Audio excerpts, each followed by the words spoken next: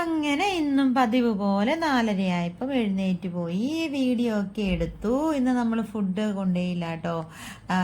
അപ്പം അന്ന് നമുക്ക് ലേറ്റ് ആയിട്ടാണ് വീട്ടിൽ വരുള്ളൂ. അതുകൊണ്ട് നമ്മളിന്ന് രാവിലെ ഫുഡ് കൊണ്ടുപോയില്ല. അത് കണ്ടിട്ട് നമ്മളിത് ഫുഡ് കഴിച്ചു. എൻ്റെ മുഖം കാണുമ്പോൾ അറിയാമല്ലോ എന്തോ കുഴപ്പമുണ്ടെന്ന്. അതെ, പൊറോട്ടയ്ക്ക് സോഡ ഭയങ്കര കൂടിപ്പോയി കേട്ടോ. സോഡ ഇട്ടാണ് പൊറോട്ട ഉണ്ടാക്കണമെന്ന് എനിക്കറിയില്ല, പക്ഷെ സോഡയുടെ ഭയങ്കര ടേസ്റ്റ് ആയിരുന്നു. പിന്നെ ഞാൻ ഒരപ്പം മേടിച്ചു. കടലക്കറി, വറുത്തരച്ച കടലക്കറിയുടെ ടേസ്റ്റ് ആയിരുന്നു അത്ര. അതും കൂട്ടി ഞാൻ കഴിച്ചു. അപ്പത്തിന് ഇച്ചിരി ഹാർഡായിരുന്നു, എന്നാലും കുഴപ്പമില്ല. അവിടുത്തെ ഫുഡ് നല്ലതായിരുന്നു.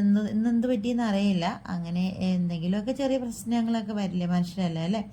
അങ്ങനെ ചായ സൂപ്പറായിരുന്നു കേട്ടോ. അതൊക്കെ കൂട്ടി കഴിച്ച് പിന്നെ നേരെ പോയത് തൊമ്മൻകുത്തിലേക്കാണ്. അവിടെ വീഡിയോ എടുക്കാമെന്ന് കരുതി പോയതാണ്, പക്ഷെ നല്ല മഴയായിരുന്നു, പോകാൻ പറ്റിയില്ല. അതേ വെള്ളച്ചാട്ടം കണ്ടോ.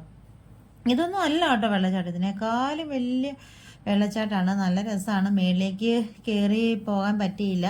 ഇത് നമ്മൾ ചെല്ലുന്ന ആ ഒരു അവിടത്തെ ഒരു കുറച്ച് സംഭവങ്ങൾ മാത്രം വെറുതെ വീഡിയോ എടുത്തതെന്ന് മാത്രമേ ഉള്ളൂ. അപ്പോൾ ഇതാണ് വെള്ളച്ചാട്ടം. അങ്ങോട്ട് പോകാൻ പറ്റത്തില്ല. കണ്ടോ, നല്ല കുത്തനെയുള്ള വെള്ളച്ചാട്ടമാണ്.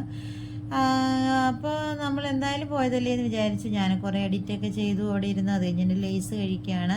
മൊത്തത്തിൽ പച്ചയല്ല, പെയിൻറ്റ് പച്ച, എൻ്റെ ഡ്രസ്സ് പച്ച, എൻ്റെ ചുരിദാർ പച്ച, മൊത്തത്തിലൊരു പച്ചപ്പ്.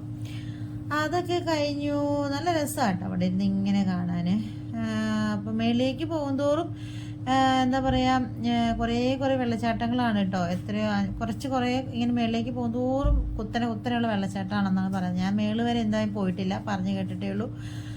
അങ്ങനെ പിന്നെ എന്താ പറയുന്നത്, നേരെ അവിടെ നിന്ന് പോന്നു. പിന്നെ കഞ്ഞി കുടിക്കുകയാണ്. വൻപയറും അച്ചിങ്ങയും കൂടെ ഉള്ള മെഴുക്കുവരട്ടിയാണ്.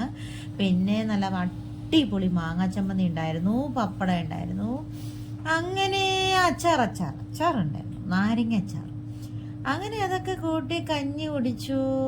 നല്ല വിശപ്പായിരുന്നു. എൻ്റെ കഞ്ഞികുടി കാണുമ്പോഴേ മനസ്സിലാവുന്നില്ല, ആക്രാന്തമൊത്തുള്ളൊരു കഞ്ഞികുടി. പിന്നെ മീൻ വേണോന്ന് ചോദിച്ചപ്പോൾ എങ്ങനെയാ വേണ്ടാന്ന് പറയുന്നതെന്ന് വിചാരിച്ചിട്ട് ഒരു മത്തി വറുത്തം കൂടെ പറഞ്ഞു. മത്തി മാത്രമേ ഉണ്ടായിരുന്നുള്ളൂ കേട്ടോ. അതെനിക്ക് ഇഷ്ടപ്പെട്ടു. എന്താണെന്ന് വെച്ചാൽ എനിക്ക് ഒത്തിരി മൊരിയൊന്നും ഇഷ്ടമില്ല. അപ്പോൾ ഈ ഒരു ഭാഗം ഇഷ്ടപ്പെട്ടു, അത്രേ ഉള്ളൂ.